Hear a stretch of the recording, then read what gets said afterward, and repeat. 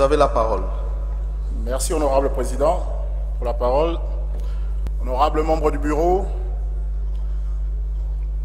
très chers collègues, en parcourant ce projet, j'ai remarqué que le travail est à féliciter, sauf que quelques imprécisions et contradictions que j'aimerais relever dans mon intervention de ce jour. À savoir, le premier point, à l'article 400, il est stipulé que les entreprises d'assurance et de réassurance soumises au contrôle de l'État par l'article 399 ne peuvent commencer leur opération qu'après avoir obtenu un agrément délivré par l'autorité de régulation et de contrôle des assurances. Toutefois, en ce qui concerne les opérations d'acceptation en réassurance, cet agrément n'est pas exigé.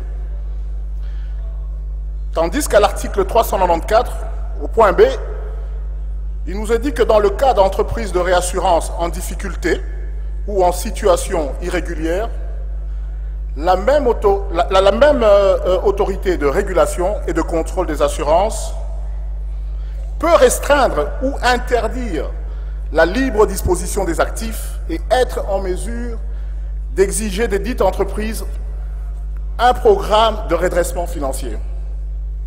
Ne trouvez-vous pas qu'il y a contradiction à ce niveau?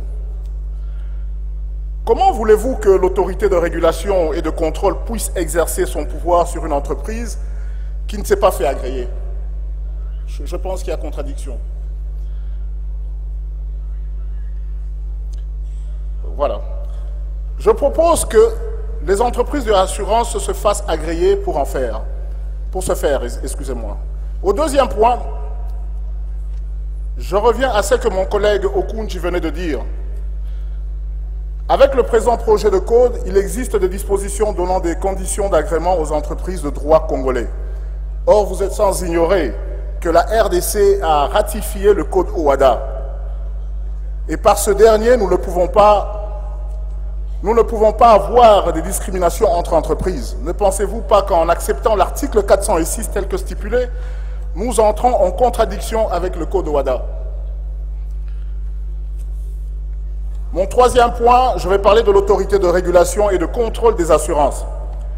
Je tiens à souligner que dans le présent projet, nulle part l'on a fait allusion à ces animateurs. Comment seront-ils nommés? Honorable Président, je pose cette question tout simplement parce que, avec la situation de guerre que nous sommes en train de connaître, on n'aimerait pas que les agents soient recrutés sur base de revendications du M23, par exemple. Nous devons prendre en compte l'existence de nos diplômés en assurance de l'École nationale de finances, formés à cette fin depuis 2005 et sans affectation dans leur domaine de prédilection. Et on les retrouve aujourd'hui sur les rues comme cambistes, quados, simplement par manque de considération du gouvernement qui a pourtant bien financé leur formation. Évitons donc de commettre les mêmes erreurs commises dans l'armée congolaise en abandonnant nos propres militaires du régime Mobutu qui ont été formés avec l'argent du gouvernement congolais. Je me rappelle que dernièrement, enfin il y a 5 ans, on avait demandé à notre collègue, le président, le collègue honorable Mwando Simba, pourquoi on n'avait pas recruté les anciens militaires de Mobutu. Il nous avait répondu que comment voulez-vous recruter des militaires qui fouillent comme des lapins lorsque les agresseurs entraient? Aujourd'hui, on a vu qui a fouillé comme lapin. Donc, nous avons besoin de ces gens que nous avons formés nous-mêmes avec l'argent du Congo.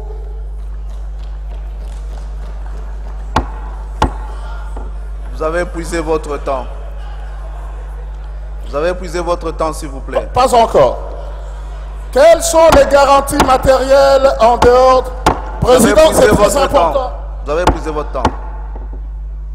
Désolé. Votre montre est là, oui. Désolé.